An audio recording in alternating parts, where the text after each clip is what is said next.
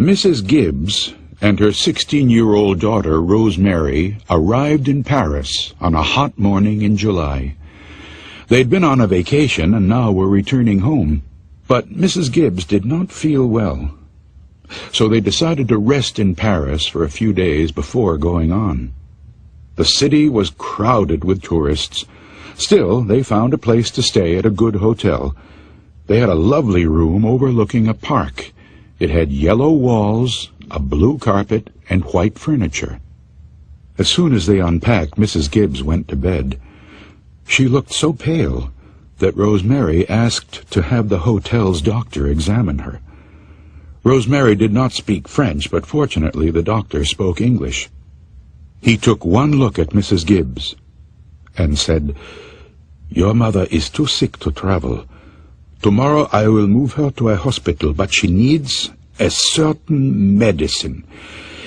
If you go to my home for it, it will save time." The doctor said he did not have a telephone right now. Instead, he would give Rosemary a note for his wife.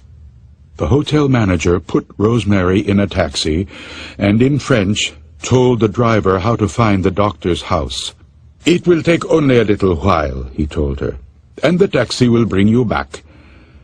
But as the driver slowly drove up one street and down another, it seemed to take forever. At one point, Rosemary was sure they had gone down the same street twice.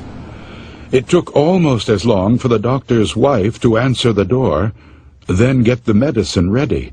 As Rosemary sat on a bench in the empty waiting room, she kept thinking, "Why can't you hurry? Please hurry." Then she heard a telephone ring somewhere in the house.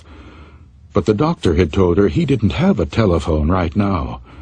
What was going on? They drove back as slowly as they had come, crawling up one street and down another. Rosemary sat in the back seat, filled with dread, her mother's medicine clutched in her hand. Why was everything taking so long? She was sure that the driver was going in the wrong direction. "Are you going to the right hotel?" she asked. He didn't answer. She asked again, but still he didn't reply. When he stopped for a traffic light, she threw open the door and ran from the cab. She stopped a woman on the street. The woman did not speak English, but she knew someone who did. Rosemary was right. They had been driving in the wrong direction. When she finally got back to the hotel, it was early evening. She went up to the desk clerk who had given them their room. "I'm Rosemary Gibbs," she said. "My mother and I are in room 505. May I please have the key?" The clerk looked at her closely. "You must be mistaken," he said. "There is another guest in that room. Are you sure you are in the right hotel?" He turned to help someone else. She waited until he was finished. "You gave us that room yourself when we arrived this morning," she said. "How could you forget?" He stared at her as if she had lost her mind. "You must be mistaken," he said. "I have never seen you before. Are you sure you are in the right hotel?" She asked to see the registration card they had filled out when they arrived. "It's June and Rosemary Gibbs," she said.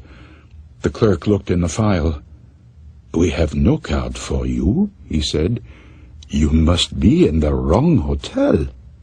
"The hotel doctor will know me," Rosemary replied. "He examined my mother when we arrived. He sent me for medicine she needs. I want to see him." The doctor came downstairs. "Here's the medicine for my mother," Rosemary said, holding it out for him. "Your wife gave it to me." "I have never seen you before," he said. "You must be in the wrong hotel." She asked for the hotel manager who had put her in the taxi. Surely he would remember her. "You must be in the wrong hotel," he said. "Let me give you a room where you can rest. Then maybe you will remember where you and your mother are staying." "I want to see our room," Rosemary said, raising her voice. "It's room 505. But it was nothing like the room she remembered. It had a double bed, not twin beds. The furniture was black, not white. The carpet was green, not blue. There was someone else's clothing in the closet. The room she knew had vanished, and so had her mother. "This is not the room," she said. "Where's my mother? What have you done with her?" "You are in the wrong hotel," the manager said patiently, as if he were speaking to a young child. Rosemary asked to see the police. "My mother, our things, the room, they have all disappeared," she told them. "Are you sure you are in the right hotel?" they asked. "She went to her embassy for help." "Are you sure it's the right hotel?" they asked. Rosemary thought she was losing her mind. "Why don't you rest here for a while?" they said. "Then maybe you'll remember." What happened to Rosemary's mother? When the hotel doctor saw Mrs. Gibbs, he knew at once that she was about to die. She had a form of the plague, a dread disease that killed quickly and caused frightening epidemics. If the word got out that a woman had died of the plague in the heart of Paris, there would be panic.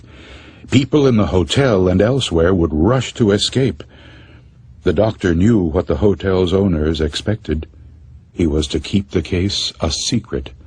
Otherwise they would lose lots of money. To get Rosemary out of the way, the doctor sent her to the other side of Paris for some worthless medicine. As he expected, Mrs. Gibbs died soon after she left. Her body was smuggled out of the hotel to a cemetery where it was buried. A team of workmen quickly repainted the room and replaced everything in it. The desk clerks were ordered to tell Rosemary that she was in the wrong hotel. When she insisted on seeing her room, it had become a different place, and of course her mother had vanished. All those involved were warned that they would lose their jobs if they gave away the secret. To avoid panic in the city, the police and the newspapers agreed to say nothing of the death. No police reports were filed. No news stories appeared. It was as if Rosemary's mother and her room had never existed.